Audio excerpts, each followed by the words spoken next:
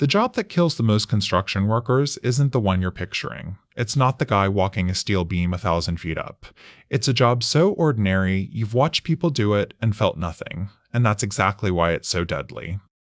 Construction is one of the most dangerous industries on Earth. In the United States alone, more than 1,000 construction workers die on the job every single year.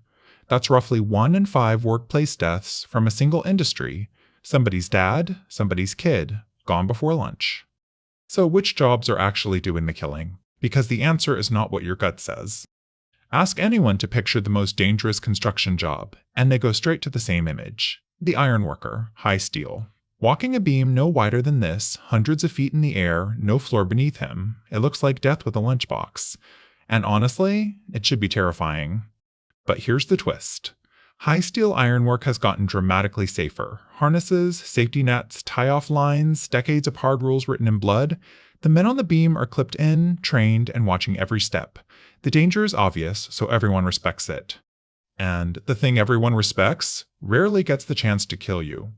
The real killers hide in plain sight. Safety experts group them into 4 causes, grim enough that they earned a name. The Fatal 4. Together, they account for the majority of construction deaths. And number 1, by a huge margin, is the most boring-sounding cause imaginable: falls.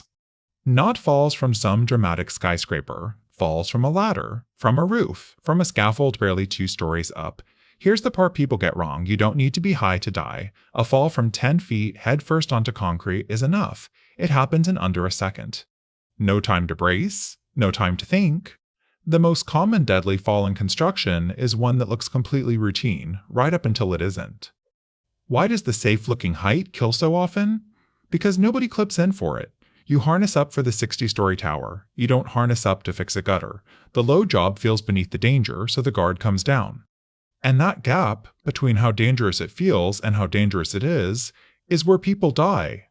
Second on the list, struck by. Getting hit by something. A load swinging off a crane, a truck backing up in a blind spot, a tool dropped from above that turns into a bullet by the time it lands. On a busy site, you are surrounded by tons of moving metal, and it only takes one moment of standing in the wrong 3 feet of space. Now, the third one. This is the job I warned you about at the start. It doesn't look scary at all. A worker standing in a trench in a hole in the ground, waist deep maybe, laying pipe. People walk past it every day and think nothing of it. But that hole is quietly one of the deadliest places on any site. And to understand why, you need to know what dirt actually weighs. 1 cubic yard of soil, about the size of a kitchen oven, weighs around 3,000 pounds. That's a small car. Now picture the wall of an unsupported trench letting go. It doesn't crumble gently. It comes down all at once, and it comes down fast. In 2-3 seconds, a worker is buried to the chest under thousands of pounds of earth. And here's the cruel physics of it.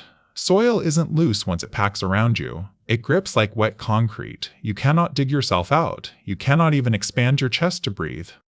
Rescuers can't just pull the person free. The suction of the soil is too strong, and digging fast risks a second collapse. A cave-in that takes seconds to happen can take hours to undo. Often that's far too long.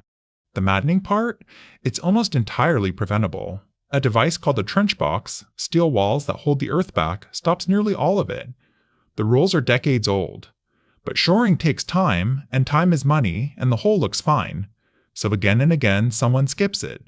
And the ground doesn't care about your schedule. The fourth of the fatal 4 is electrocution. A crane boom drifting too close to a power line. A worker on a ladder brushing a live wire he never saw. Electricity gives no warning and no second chance, and on a construction site, the current is everywhere overhead, patient, invisible.